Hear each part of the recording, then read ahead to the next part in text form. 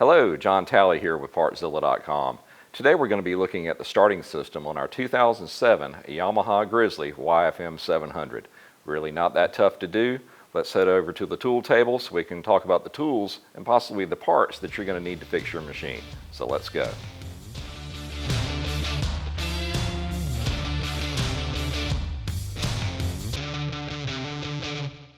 Alright guys, this is going to be a skill level 2, but don't break out in a cold sweat because we're talking about electrical. Let's go over some of the tools that you're going to need to pull this off. On the standard size, it's really pretty short. Just a 10 and a 12 millimeter socket, a 4 millimeter Allen, and then a decent Phillips screwdriver. Now on the specialty side, you want to pick up a voltometer that's also capable of testing diodes.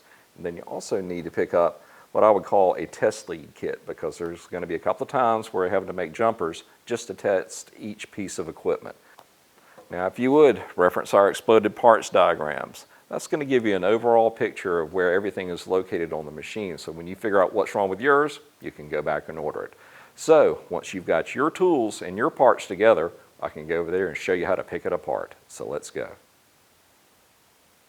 Nothing quite as aggravating as heading out to the trail, flipping on your machine, hitting the start button, and nothing happens. Well, what we're going to do right now is go through some of the scenarios or possibilities that may be causing that ATV not to start. So one of the first things you want to check, a very simple one, but believe me, I've actually seen them come into the dealership with this problem. There's a little kill switch on the side. That has to be in the run position. Alright, taking that out of the equation, you hit your button and nothing happens. Well, where do you need to look? Well, on the Grizzly it all starts under here. So we lift off this cover, and that's going to expose the battery, your starter solenoid, your starter relay, and basically all of your electrical connections are right here. One of the first things you need to do is do a battery test. Now on this particular machine, when we started it a few seconds ago, that battery didn't sound all that healthy to me. A healthy battery should have about 12.5 volts. I'm betting this one is going to have a good bit less. We've got our voltmeter set to DC volts. Going to go across the two terminals. 11.6.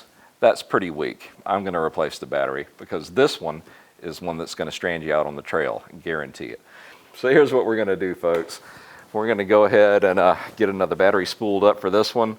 And then honestly, this is such a mess, I have to clean it up. And that way you can really see what I'm doing. So give me a few minutes and then we'll continue on our diagnosis. All right, so let's get that battery replaced. Go and remove this front rack. And then there's this bar right here we need to get out of the way. Then the battery will come out. And if you want to keep this from happening to your battery, the best thing to do is put a battery tender on it.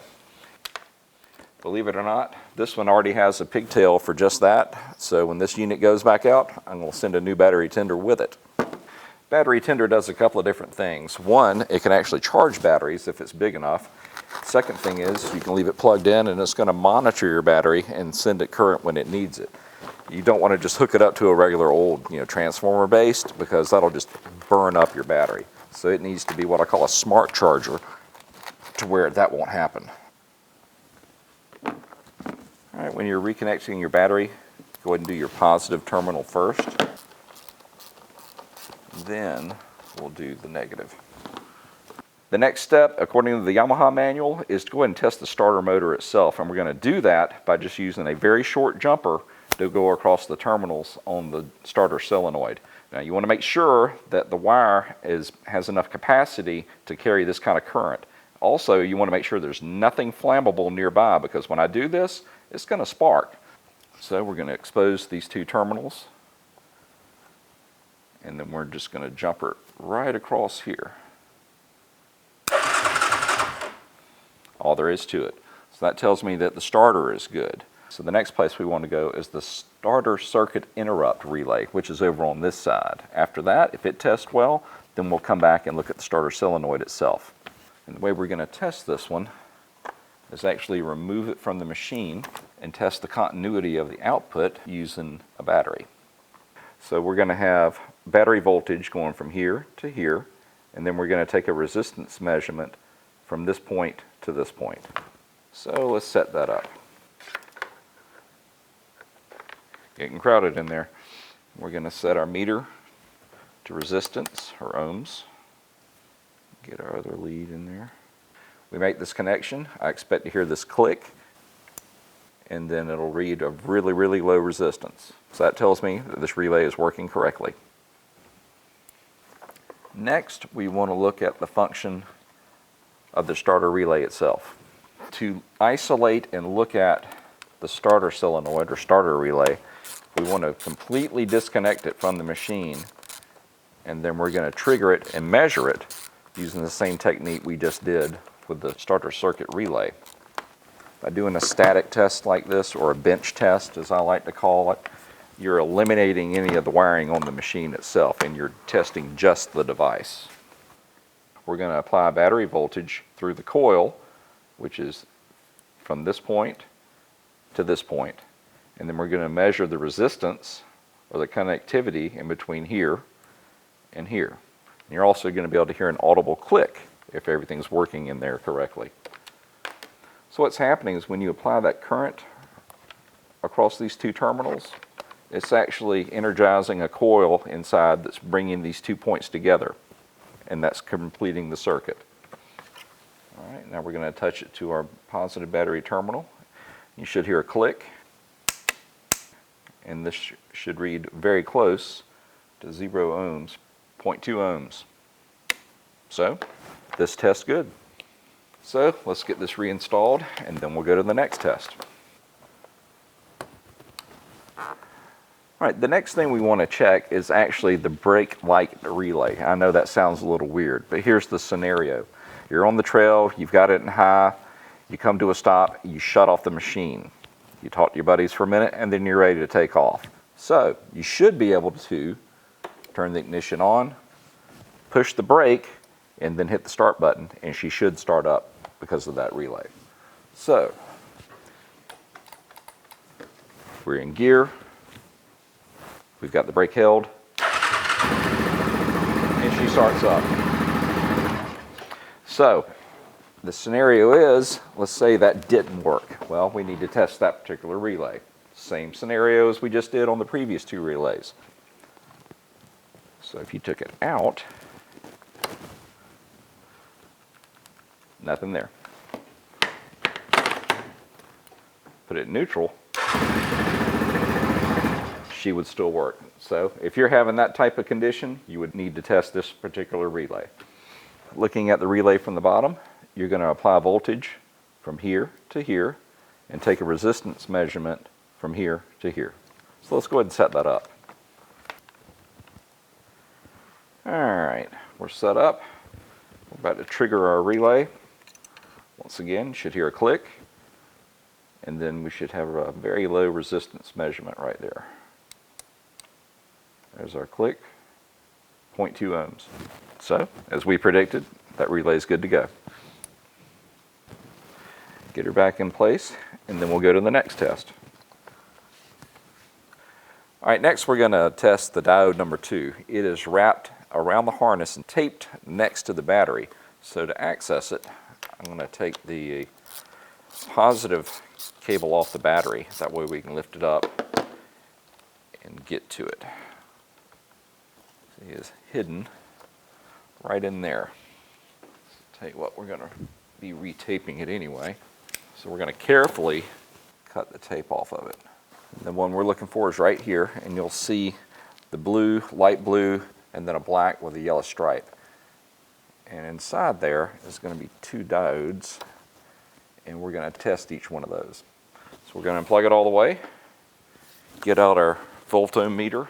We're just going to do a basic diode test. So on your voltometer meter, hopefully you have a little symbol. It looks like an arrow and then a little line right there. That's actually a sign for a diode. There are actually 2 diodes encapsulated in this little plug, if you will. And we're just going to bias each one to see if it, if it lets current flow through it. So that should be our common point coming in, and these 2 should represent the end of each of the diodes. You just want to bias it, 0.5, and 0.5. And that tells me that both of those diodes are good to go. Now, if they had failed, what you would see is either a short circuit or an open circuit. Either one of those tells you that this is bad and it would need to be replaced. But we know ours is good, so we're going to go ahead and plug it back in. Now, get this tape back together and put our battery connection back on, and then we'll go to the next test. All right, guys, we've covered most of the complicated systems on the front of the machine. Now we're actually going to do some of the simpler stuff. We're going to look at the actual operation of each of the switches. We're going to look at the engine start switch. We're going to look at the engine run switch right here, make sure it's operating properly, and then even look at the actual main switch. So let's start by looking at the run switch right here. All right, the connector you're looking for is a gray 2-conductor. And you can tell it's actually running up this direction because I'm actually pulling against it right now. So what we're going to do is set our voltmeter to ohms in continuity. So it'll actually beep at me when it makes a connection. So we're just touching up against the 2 points inside. Flip it on. Makes the connection. So we know that that's good. Let's go ahead and plug it back in. Next, we're going to test the actual engine start switch with just a momentary switch right here. The two we're looking for is this black one right here, and then you've got a blue with a black stripe. That should represent the 2 wires going over to the start switch. So we'll put this one here, this one here. If I'm right, it should beep at us.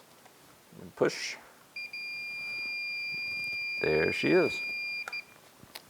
So we know that that one works. Let's go ahead and plug it back up. We can actually unplug the main switch, but I guarantee you, if it weren't working, nothing would happen up at the front, so I don't think we need to do a static test on it. All right, guys, there's 2 more switches that I want to check. One is a gear position switch, and another one is a reverse switch. And the wiring is back behind this panel. So let me get it out of the way, and then we'll get those last 2 tested. And what we're going to be doing, set this to continuity, where I can hear it. And I've got one end of the meter going over to just the negative of the battery, and the other one we're going to use to probe this 4-conductor coming from the gear selector switch, which is actually mounted on the back of the engine. Now how you do this is you're going to test for each position of the gear selector. I've got it in park right now, and that should correspond to the pink wire in this 4-conductor right here. And that should be it right here. Let's see if I'm right. Yes. So it's reading park. Now what I'm going to do next is go back over to the other side, put it in neutral, and then test that corresponding wire. Okay, we've got it in neutral, and the neutral wire is going to be blue. And then the connector, that should be it right here. Okay, next we're going to put it in the high position and then test that wire. And for the high position, we're looking for the gray. That should be it right here.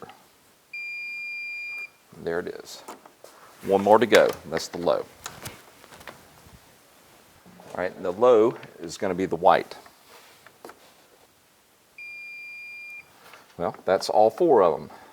The last wire we want to check is the reverse switch, and it is actually just one terminal sitting about middle of the engine. You just want to pull that wire off and then test it right at that position with it in the reverse. Now the wire you're looking for is a green with a white stripe, and you can see where I've got the tester connected with a set of alligator clips going to the top of the post coming out of the engine.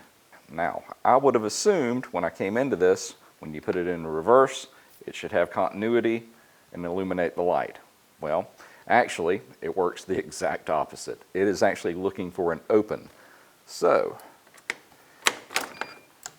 if you're in high, you can see a resistance. Neutral, see a resistance. Reverse, open circuit. And that's the way that particular circuit works. It wants to see an open instead of a close. Kind of unusual. Threw me off there for a minute. And just for fun, we'll put it neutral. This time I want you to look at the display, because I bet you the neutral and the reverse light are going to be on because I have the wire disconnected at this time. And that is the case. And I reach down here, reconnect the wire, and I bet you that reverse will go off. There you go. Well, all right, guys, that is every single circuit associated with the starting system. Now, this doesn't take into account runnability or whether or not your machine is actually going to start up. This whole project was just to look at the starting system that actually will allow the motor to turn over and then possibly start. Well, listen, if you need any of the parts for yours to get it spinning, why don't you come see us at Partzilla.com and we can get you taken care of. Have any questions or comments? Leave them in the section below and I'll do my best to answer them. Till next time, we just want to say thank you for shopping here with us at Partzilla.com, and we will see you in the next video. Have a great day.